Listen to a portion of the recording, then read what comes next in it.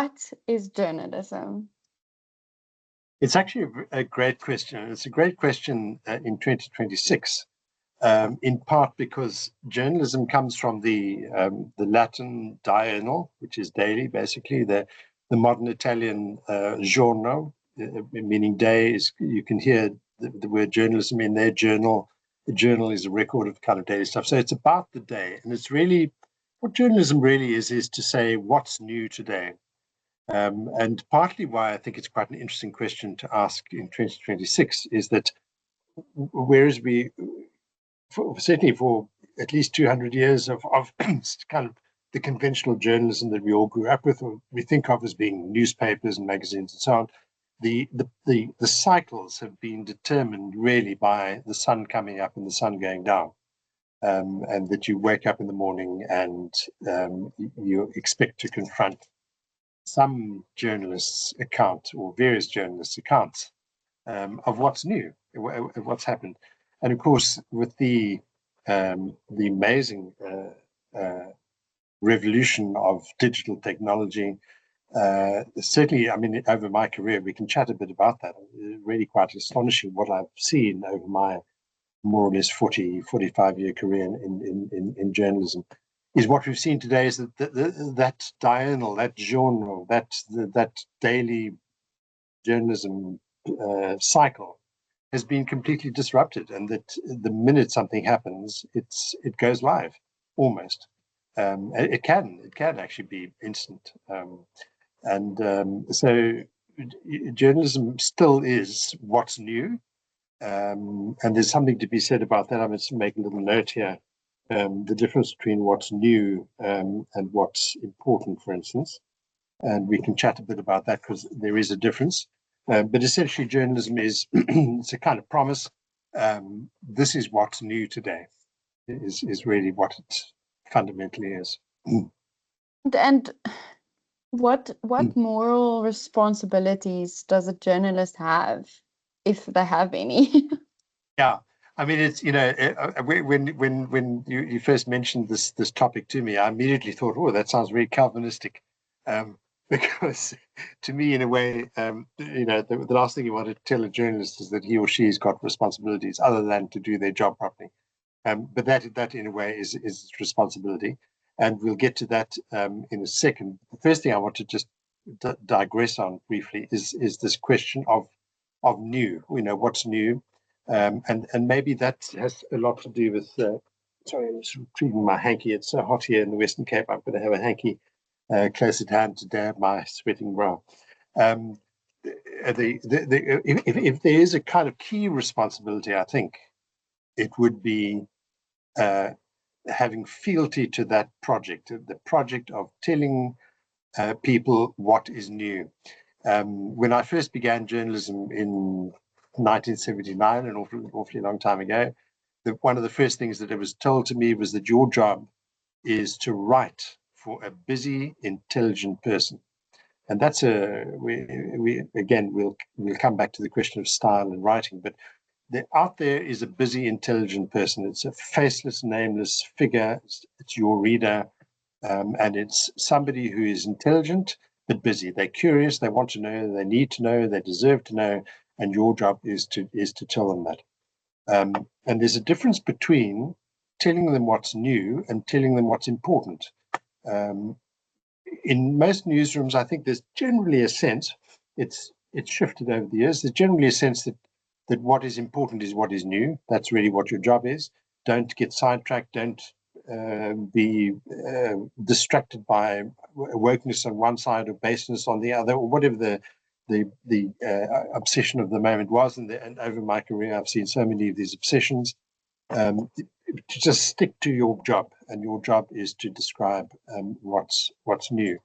But to come more specifically, I think, to this question of what is the responsibility, where do the responsibilities lie for a journalist? And I think there are maybe three key things that I would emphasize. The first is accuracy, and accuracy, by that I mean dwelling on facts. It's gathering facts and never being satisfied that you have enough facts to give that daily account of what has happened. there are a couple of assumptions wrapped up in this idea, that the emphasis on facts. Certainly for me, I'm hugely suspicious of anyone who starts talking about truth. I know we have a very present media organization in the country that speaks about defending truth. It sounds great. I'm just hugely suspicious of it. I think truth is something you essentially leave to the gods and the divines. They can deal with the truth, and readers, if they're clever enough, can piece together maybe what's true. But for the journalist's job is not actually to think about what is true. The journalist's job is simply to be completely obsessed with getting more and more facts that shed light on whatever he or she is writing about. And the reason why I emphasize that difference is that I think as soon as journalists begin to think that their job is to find the truth, they're already beginning to think what their truth is. It's just a human thing. You're already beginning to think, well, in 1985, my truth is an anti-apartheid truth. Those are the facts I've got to find. Whereas a good news desk and a good news editor and a good editor in the 1980s would have said, as a newspaper, we're against apartheid. Go out there and get the facts. I want the facts from every side. If there's a National Party minister there, I want his facts. If there's somebody from the Mass Democratic Movement at the UDF, I want those facts. Just come back with a story built on facts, and that's really a key responsibility, I think. Accuracy, facts, pursuit of facts, not pursuit of truth. There's quite an important difference there. And allied with that, I think, is maintaining a kind of posture of what I've always over the years referred to as a intelligent skepticism. So you want to be really a little bit disbelieving of pretty much everybody. You've got to more or less think that everybody's bullshitting in a way, but not so much that you become cynical, because cynical is the enemy actually of skepticism. So you want intelligent skepticism. You want just that slight reserve, not to be too easily convinced, not to stop asking questions. I think questions to me is really a fundamental route to getting to the facts. Sometimes, you'll get back to the newsroom and the news editor will say, "Did you ask X?" And you think, "Oh, I didn't ask." And they'll send you back. A good news editor will just send you right back. Get back there and ask that question. I'm not going to even think about looking at your story until you've answered that question. So that intelligent skepticism, and it's a posture that you develop over the years. It's sometimes quite hard, especially if you're someone like me. I'm quite shy. I was brought up to believe very much in good manners and so on. And there are people out there who will exploit your mannerliness or your unwillingness to be kind of unmannered, and if you aren't careful, you get duped. So for somebody like me, it took me a long time to develop these habits of the trade, and so intelligent skepticism. And then I think the final thing really is, and it's allied again to the first two, is to learn how to use plain prose, to write plain prose. Your job is not to decorate and embellish, but simply to try and get across to that busy, intelligent reader what is new, what has happened. Remind me to come back to this new thing, another aspect that I've just thought about. If you think of the word shark, just remind me of shark. Just now we'll talk about it. So it's all those qualities, the accuracy and the pursuit of facts, dogged pursuit of facts, and never being quite satisfied that you've got all the facts. The next thing is intelligent skepticism, and the final thing is good, clean copy, good, clean prose that is understood, and that serves that person who is at once busy and intelligent. So I think those to me would be the key elements of responsibility. There's a whole big, moral area that we can get into, which I think is quite interesting also. But just as an opening point, I think opening discussion, that's what I'd want to say. Michael, so you speak about truth, and I am of this belief that not everyone has the same definition of truth. Actually, I think that I've made a lot of words, but let's just use truth at the moment. Because my truth is not the same as someone else's. It's not the same as yours.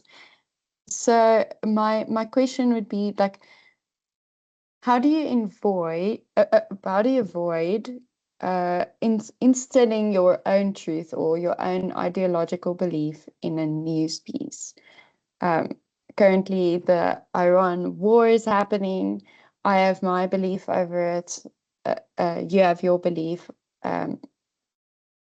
But if I'm writing a news piece, I don't want to read a news piece of someone's opinion. We do get opinion pieces, and those are different to a news story. So how do you avoid that happening? Yeah, I think it's a very important question, and it's not always so easy. But there are certain essential steps that I think are important to follow. The first is to recognize that if the story incorporates kind of two contending parts, it would be the US government, for instance, versus the Iranian government, or one political party saying something about another. The first task is to capture and make sure that you manage to capture both sides of it. Sometimes there are other competing claims on your attention, and you try and work those in too.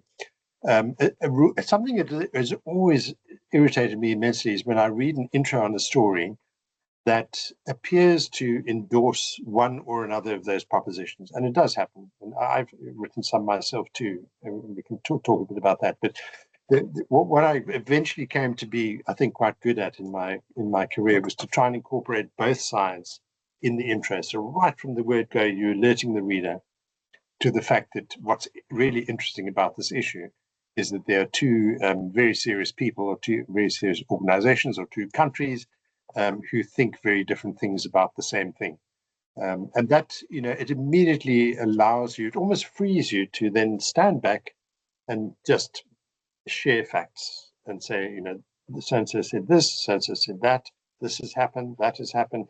And it becomes much less of a kind of forced, contrived affair. You feel that you really are doing your job as a journalist, certainly in terms of news reporting, in setting out these things. And one of the interesting things I found about it over the years is when you come to writing that opinion piece, I mean, you refer to opinion pieces being quite different, is that you tend to adopt a very similar mindset. Your thesis is essentially still, I think certain things, but here are these two other very clever people who've said this and said this. Some people don't like reading that kind of stuff. I always do. I think it's always interesting if you take the reader into your confidence, and you say, I have certain views about this, but maybe I don't really know. I mean, perhaps I don't know enough. Here are two people who are directly involved, and these are the things they've said.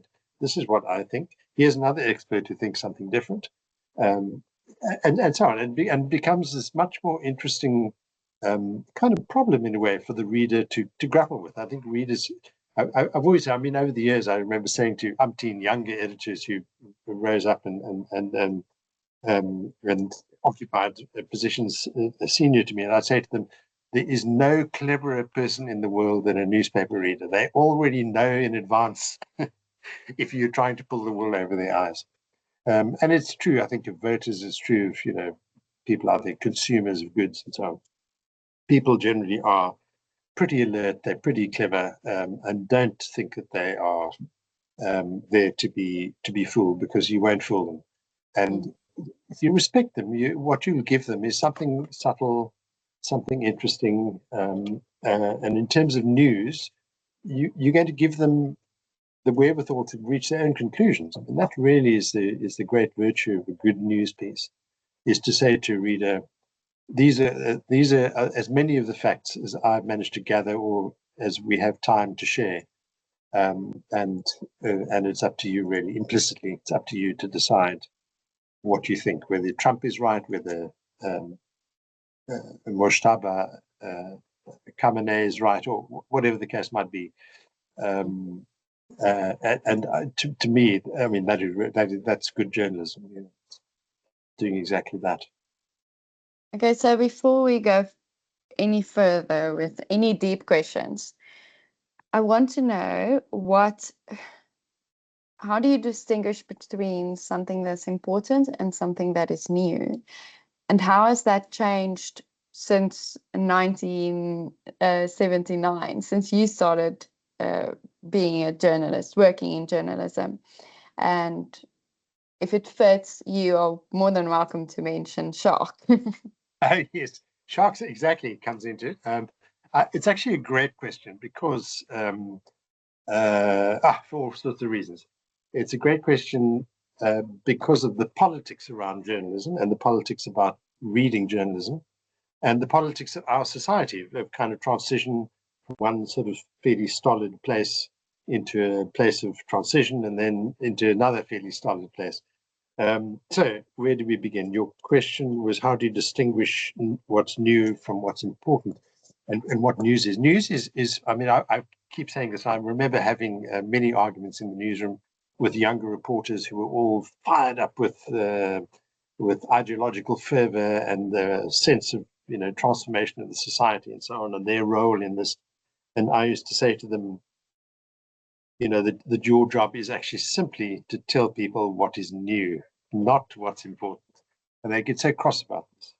So what is the difference between what's new and what's important? I'll give you a couple of quite interesting examples.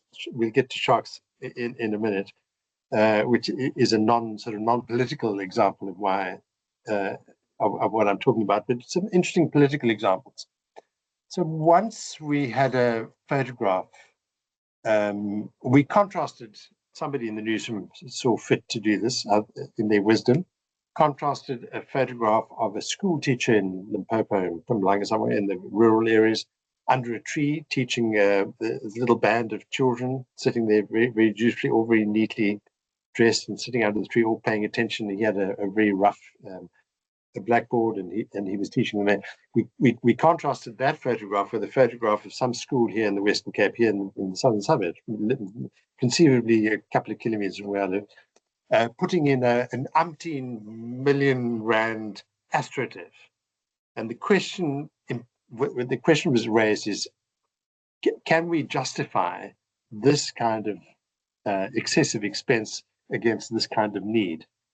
And I said, I saw this story developing, and I mean, I was then doing managing the op-ed pages and handling letters and so on, opinion. I wasn't really involved in the news production. I said to them, you are actually illustrating exactly the same thing. If you look at this teacher under the school and under the tree, this teacher teaching his kids, this is a man who's committed to his job. He's doing his best. You look at the little kids, their little avid faces. They are learning something. They don't need anyone to come along and tell them, you don't have a classroom, so you can't teach or you can't learn. You don't have a science lab, so you may as well just give up.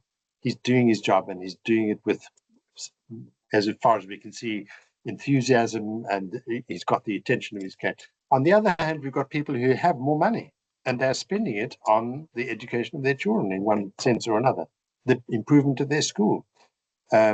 We are pathologizing something strange here, and we're doing it because we're drifting away from what is news. This is no longer news.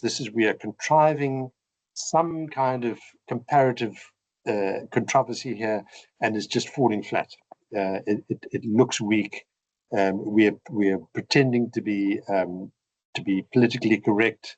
We are pretending to be kind of pro-transformation, but in fact, we are undermining the very thing that we need in this country, which is exactly illustrated in both pictures, is that the resourcefulness, the commitment to teaching, the involvement of parents in their school, and so on. So that is quite an interesting example. Another, the typical kind of thing would be the difference between what's new and what's important is, and why news must always be paramount, is an example that I'm kind of making this up, but there have been similar-ish kind of instances where you have, for instance, a little boy, a 7-year-old boy from Sea Point or Freyne, very sort of upmarket Atlantic seaboard suburb, who plays the violin, and he manages to get into the Salzburg violin competition. And that story ends up on page 6, maybe, with a little picture. Sweet little guy. There's the story. But the next day, or the next year, or whatever, 6 months later, there's a 6-year-old or 7-year-old from Khayelitsha who wins a competition to do a cello competition at UNISA in Pretoria. And that becomes a front page lead, or certainly a front page story. And somebody will say, you see, it's you're being PC. There's the double standards here. What's the difference? And the difference is quite simply that the one is newer, is news. The one is much on a news value basis. The one story, the boy from Khayelitsha is getting into any competition for playing the cello in 1997 or whenever it was, is always going to be a bigger news piece than a boy from an area where we've had world-class performers, succeeding and doing amazing things. So it is. It's yeah. Sorry to interrupt. But why is that? Why is that? And it's just because it's new. So I'll give you another example. It's new. It's new for someone from Khayelitsha to win the competition. It's just newsy. It's just newsy thing. Okay. So another example, let's say, which would probably be more typical. 7 people killed in Shabin killing, in Philippines, and it's page 4, down page 4, not even a picture, but 4 people killed in Bishop's Court killing. And Bishop's Court is just up the road here, very high, very upper class area, huge houses. They're 2 very, very different things. The one is fairly routine, sadly. That's just the nature of the thing. And it's because, if the journalists are thinking like, based on those things that I was talking about with you, focusing on what news is, it's new, you've accuracy, you've intelligence, skepticism, you then get a sense of what the scaling of how things really are new or not. The minute you start thinking, well, this is more important than that because these people are sham, they haven't had enough attention, and let's, the minute you start doing that, you're upsetting this quite natural sense of what our society is. And it's on the basis of that the opinion pieces can do a lot of things. The opinion pieces can say, in our newspaper last week, we had a story about 17 people, or we had a story about 700 people over the past 2 years being killed in gang violence in the Cape Flats, and none of them made the front page. But last week we had a story about 4 people being killed in Constantia, and it was the front page lead. And that's where you can actually bring attention to the dynamics of these things that as a society, in fact, we tolerate. We don't really tolerate, but we live with. We learn to live with massively high crime rates in poorer areas, and we just especially in South Africa. Yeah, exactly. And I think the world over, it's just and it doesn't make the news because it isn't new. And this brings me to the shark story, which is, I think, a very nice. It's kind of non-political illustration of exactly the thing. About, I suppose, 15 years ago or so, there was a whole spate of shark attacks in Fish Hoek, which is a bay in Falls, the end sort of part of False Bay. Shark researchers actually eventually figured out that the sharks that travel between China and Africa would come to Africa, and the corner of Fish Hoek Beach is where they would turn around and head back to China. So it's this quite small little corner, and that's literally where they tag them, and then they could track them. And it would take them, I don't know how many, not very many days to swim all that way. I mean, these sharks are absolutely astonishing creatures. But there was a period, I can't quite remember now when it would have been, probably about 15 years ago, when there were various attacks, and it included some fatal ones. There was an elderly woman who used to love swimming off Fish Hoek Beach. She'd swim out and then swim. And she was, witnesses up on the hill from a man sitting on his balcony actually saw that. I will not swim there. Yeah, no, I mean, yeah, I mean, these great sharks are, about a ton of meat and teeth and all the rest of it. And, you know, she just disappeared. All that was found of her was her fishing cap. Anyway, so I mean, it's obviously a big story. Front page lead, definitely. And all kinds of other stories and who she was. And people said she loved swimming and she would have liked to die this way. And other people said, oh my God, this is absolutely awful. And so it went. And I was running the opinion pages of the Argus. And a woman who was a shark researcher, a very wonderful person, a marine biologist, got in touch and she was furious. And she said, I want to write a piece for you about how you journalists make everything hysterical and you give all this attention to one single death from a shark in Fishhook when there are, you know, 80,000 or whatever the number is, deaths on the road every single year. She kept going at me. And kind of implicitly saying, you know, you've got to account for yourself. I said, look, I'm very happy for you to write the piece, but I just want to tell you in advance that you've described exactly why the single shark death is the news. Mm. The other stuff is not news. We know it. We see it every day. It's not news anymore. It's not worth a front page lead. One single shark death is news. And that really brings us down to, you know, the importance in a way of what journalism can offer is that it's not at its best. It shouldn't be trying to tell people this is what you must think, that's what you must think. Don't go there, come here.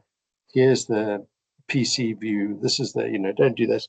It's simply saying these are the things that we know, that we've judged, and it's the same the world over. I think these things are all changing. I mean, the media has changed a lot, but I think the world over, there's that basic standard. This is what is new.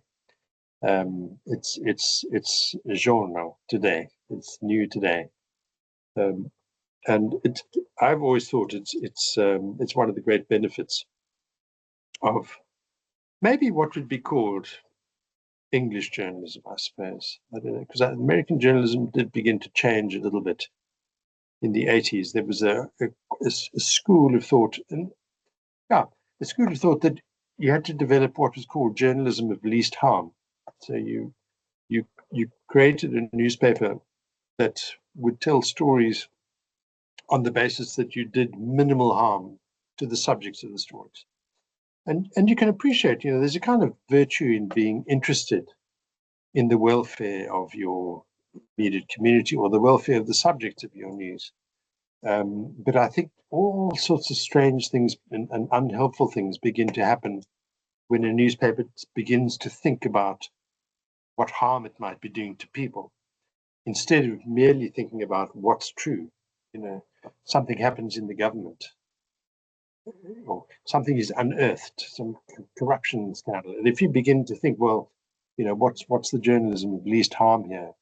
I think it begins to muddle all those objectives and really just muddle the pursuit of facts, that thing that I keep coming back to. So journalism of least harm, I mean, that was a thing. Yeah,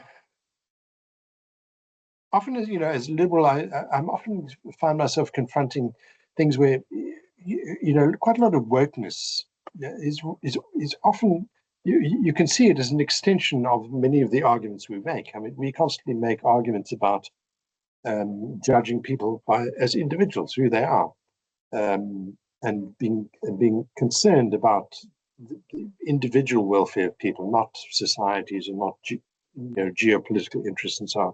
What about the people, that ordinary, simple human being? This is really at the heart of the liberal argument, which is obviously, you know, key to my um, function at the moment as editor of Daily Friend and head of media at the IRR. But even as a journalist, I mean, I think journalism is very much a liberal project, and it is always, in a sense, privileging that individual. Instead of seeing society as, you know, winners and losers, or this whole sort of amorphous mass of people who are the subject to historical forces, journalism takes an interest in individuals. How is this person? It doesn't matter whether they're white or Afrikaans or black or Pedi or Jewish, Muslim. It's just that discipline of saying, here is a person who we can regard show some regard to. And in the process, I think, or not in the process, but I think a lot of that kind of ethos has tended to create what we ourselves sometimes dismiss as mere wokeness. It takes time for it to sort of go all the way through the system. It's not always true. I think if you think of anti-Semitism in the 30s was just a normal part of most middle class society, and thankfully it was countered and resisted, and very much by liberals. And in those years, somebody might have said, "Well, this is terribly woke, well, this is really terribly PC," but we thought it was important to do. So there is this issue of your concern for people. I think in journalism it's quite a tricky one. You've got to steel yourself to sometimes publish things which might cause some limited harm, but might be of greater use to the society, and that's where it does become quite tricky. There were times that towards the end of my career in newspapers when people would come to me and they say, this thing has happened to me, and this is the guilty party, and this is too shocking, and this has happened and that's happened, and I'd find myself saying to them, look, often not usually not a public interest matter, but something that clearly there was maybe an injustice there. I often didn't really know, but I'd say to them, before you even think about going to a journalist, I know you've come to me, but I would put you onto the news desk if you were going to take this further. Before you think about doing it, just realize that the minute you speak about this story in public, it's no longer your story. 100 other publications are going to pick it up. They're all going to be going off in all directions. They're all competing. They're all going to be getting different kinds of stories. The person that you're accusing of X, Y, and Z is going to accuse you ABC. And so it's going to go. And so long as you're aware of that's the dynamic, go for it. But I'm just telling you, out of a sense of compassion, I can hear that you maybe don't have the resources to fight big legal battles. Whoever you're going for is going to come after you with lawyers they pay in millions. Be very careful.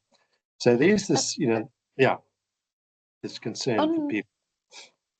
On this topic of opinion pieces, so I've written a few, I don't think I'm a great writer, but I have written a few. No, you have, and very readable too. You're just nice. I often think about, how do you decide whether something is okay to publish or not? And sometimes I do realize, and I admire this about you. You go, okay, this person has something to say, and all of us have the right to express our thoughts, and we do, and you allow it. I'm not saying that you allow everything to be published. There are some things. Where do you draw the line? How do you decide whether something is worth publishing? On the Daily Friend, you just mentioned you're the editor of. Where do you draw the line? And if someone were to come to you and say, okay, I have this story to write, and they write it from their opinion, when do you go, okay, this is a bit too far? Yeah, it's necessarily a difficult one. My sort of personal feeling is that I like to try to push that boundary to the absolute extreme.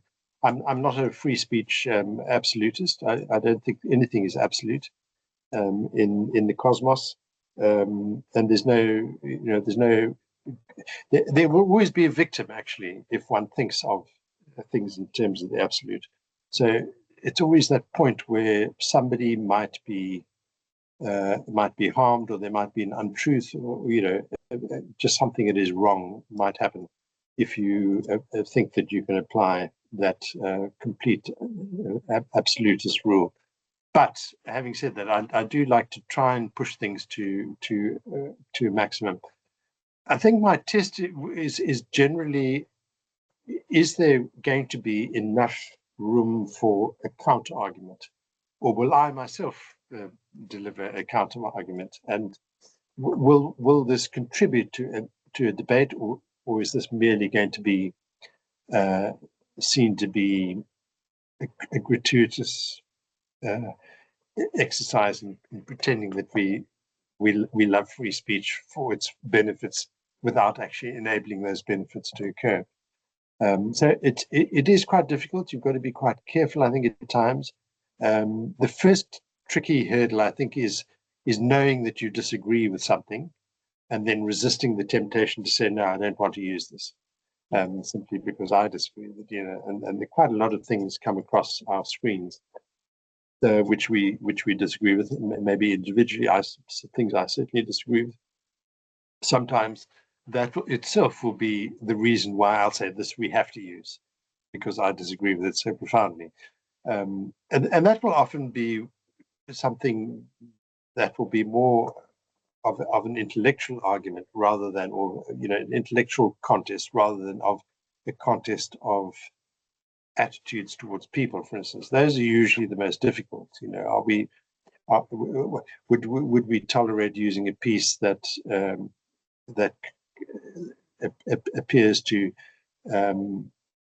belittle a category of people, or even an individual for no particularly good reason? That's always tricky. I think one has to be conscious of what exactly is at stake there. If there's an argument, that's fine. We can make the argument, but that argument has to be present, to be incorporated with the appearance of perhaps belittling people, saying nasty things, and that could be just about anybody these days. I mean, we have such vigorous debates about the Middle East, about race here, about America, about religion, and I think that the Daily Friend, we've managed to incorporate so many of these different points of view that people can see that our bona fides are pretty solid. Every now and then we do write an editorial where we try to explain ourselves, or even maybe opponents might think we try to justify what we do. That could well be true.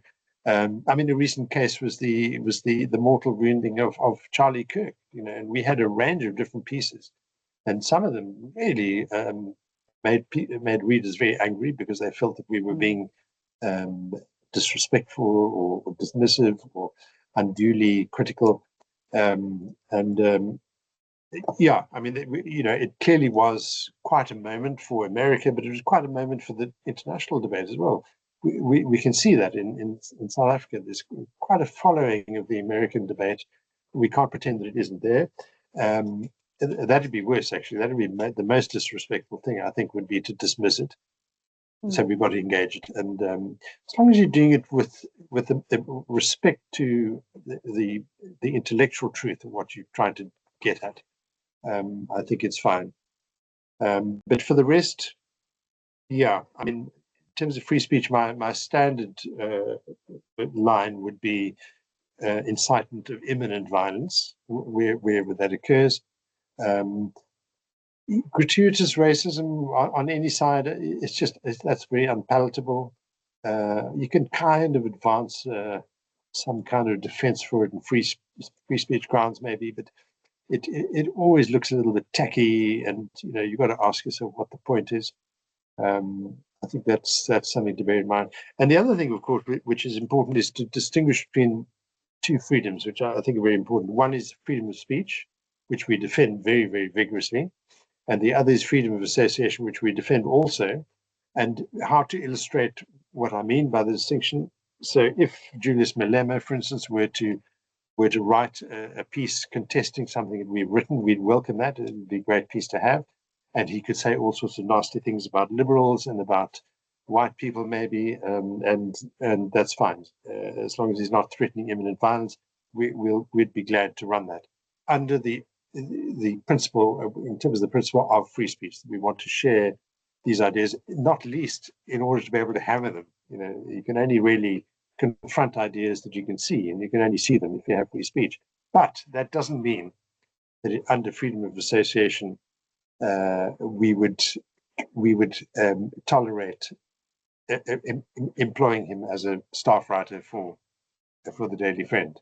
In terms of freedom of association, we'd say no. We would prefer not to associate with Julius Malema. We're very happy to run his opinions about whatever he thinks about South Africa, but in terms of freedom of association, we exercise our rights to choose who we associate with. So it's just, I would like to call them hecklers in the comments.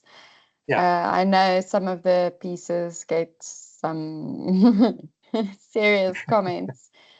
I also know, obviously, the work that goes behind the comments, and you do screen them at the Daily Friend. You do screen the comments. Do you have the same principles for the commentators on the pieces as you do when publishing a piece? I think we give a bit more leeway to the commenters. Partly, I mean, I don't think, maybe in the past 2 years, I might have not published maybe 2 or 3 really, seriously egregious comments. A lot of others we challenge. I do feel very strongly that if we publish stuff where somebody is seeming to be maybe Holocaust denialist, or seeming to be racist, or seeming to be whatever the case might be, and just getting away with it, it's better to publish that comment and then challenge it immediately. So I do feel that's very important. If you are going to give people the right to use free speech to say what they think, even if it's disgusting and unpalatable, then we have got a duty to respond to that, just to indicate what our values are and where we stand. And that can be, it can be exhausting, time-consuming. It can be quite draining. You're sometimes dealing with quite bitter people, and you've got to try and keep your cool and just keep making your argument. But at the same time, we do think it's worse if you allow a society to, or if you compel a society to go into the dark, and where all these kind of dangerous ideas are allowed to incubate and spread and so on without being challenged. That's much worse than actually hearing them and giving people a chance to respond and to rebut and to argue and so on. So I think, so the comments are, it's a very important thing. We often worry about it. 1 or 2 regular commenters keep telling us that we are mistaken to allow the comments to go on as they do. They will say, that it only means we're wallowing in the mud. Well, it's so entertaining to read. It's so entertaining to read. Yeah, exactly. And it's quite difficult. I mean, if you are going to go out there as a liberal and say, well, we champion all these great freedoms, especially freedom of speech, the foundational freedom of all the others, and then your first impulse is to stop people from saying what they think. That's a contradiction. I was just. I'm just going to, sorry, before you ask your next question, I was at the Argus Group's London office for 3 years in the 1980s, and during that time, the then editor of The Star, Harvey Tyson, a wonderful editor, arranged a conference, an international conference in Johannesburg. Really, the conference itself was a statement of kind of resistance. I think it was a very, very fine thing that he did, and he had editors from all over the world come here, and the expression of the conference was obviously one for reform and for liberalism and so on. But anyway, in the course of writing every now and then in London, I'd be called on to go and interview somebody who was going to be coming out, or to do a story on whatever. And I met a fellow at the International Press Institute who gave me a book, which I still have and which I've often quoted from. And it was a book written by an Indian managing editor of the biggest English language paper in India, Kushrao Irani. Absolutely wonderful guy, very interesting fellow. As I say, the biggest English language paper in India. India is the biggest democracy in the world, so it really was, it's quite interesting. And he was the guy who went head to head in the 70s with Indira Gandhi, who was then the prime minister, and she was imposing all kinds of states of emergency and security legislation and so on in the public interest, in the name of public interest. And he said this wonderful thing, and it's a quote that I've often used, and it's in that book. Forgive me, this is a circuitous story to get to this point. And he made this very simple point, that there is no freedom so dangerous as those freedoms that are not exercised. It's just such a crisp and wonderful statement of the human condition. The freedoms that are most dangerous are those ones that we are stopped from exercising. And that's well, really, it's true. It's a true statement. The moment you take away freedom, then anyway, I actually wanted to make a point about that. It's to me, it's the same as with any other topic. I was just yesterday or the day before, I had a conversation with some of the writers from the Daily Friend, and at some point it made me think of the story of Australia that now place a limit on social media. If you're younger than 16, you're not allowed to use social media. It's against the law.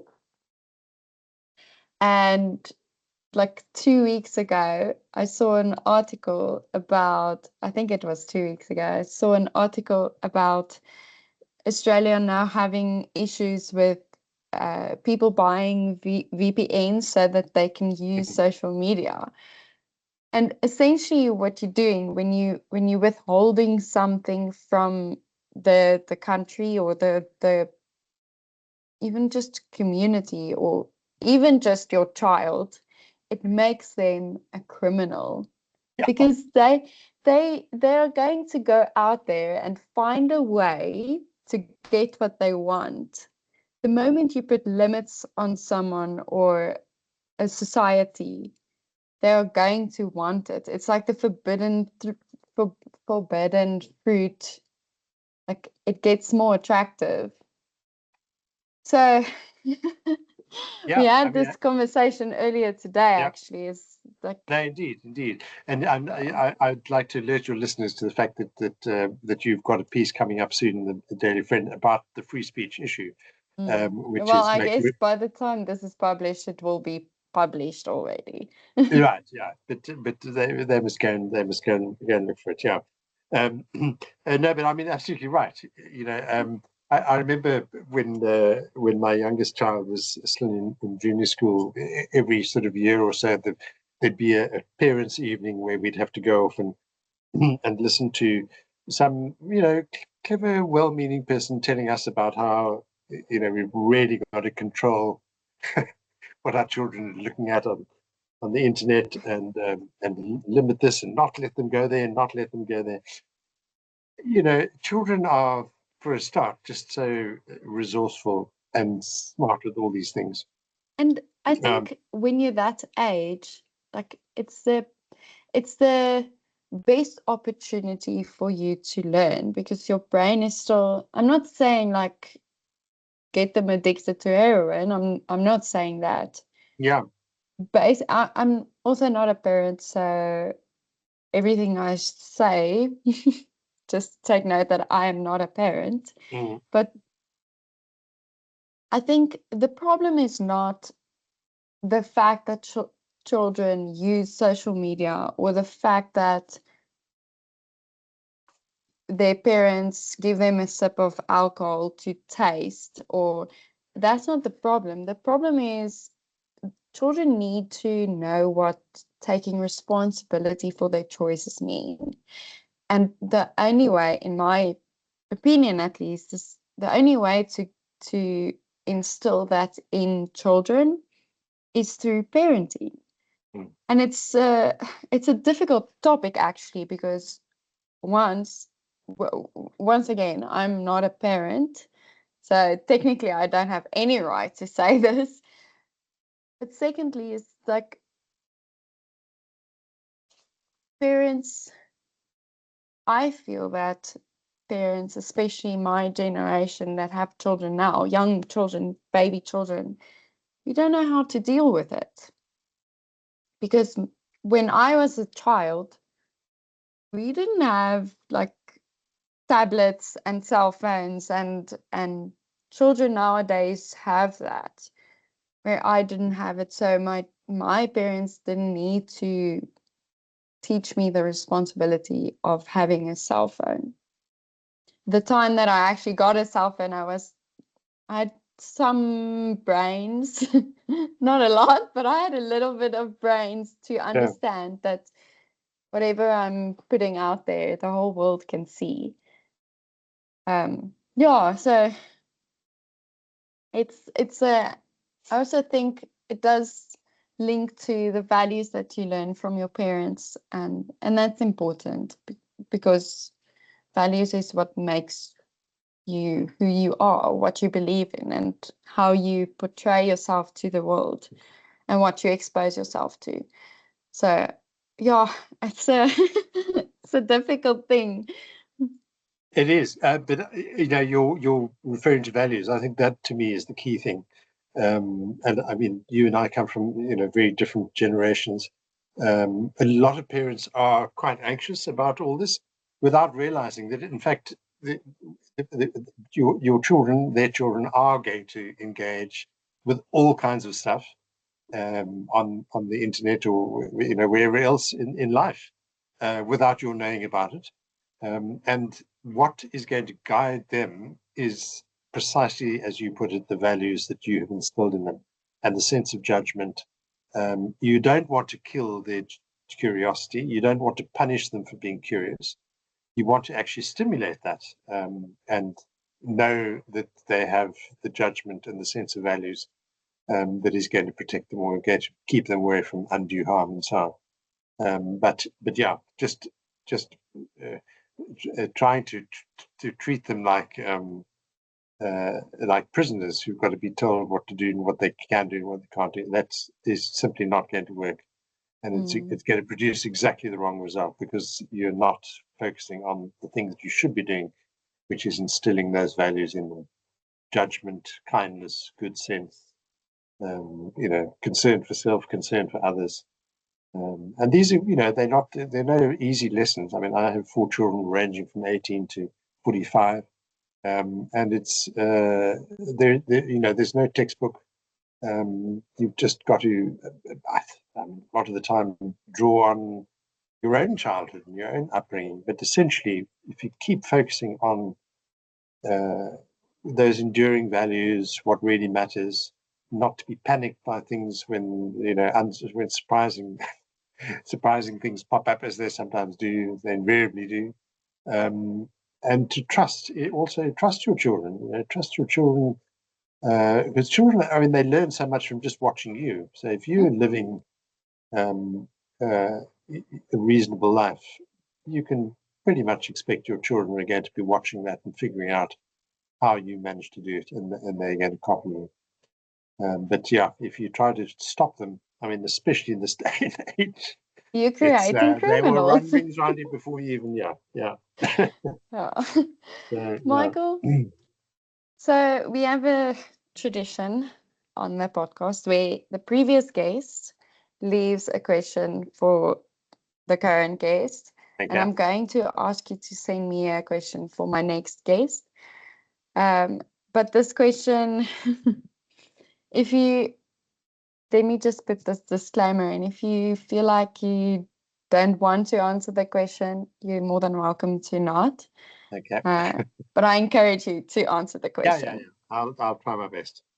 So it's technically 3 questions in one, but it's one question. All right. So the question is, in what way do you neglect your relationship with yourself, and how do you project that onto others? What needs to change?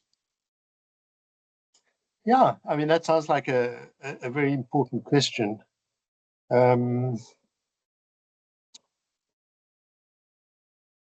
I think, we were talking a little earlier about values and how you're brought up.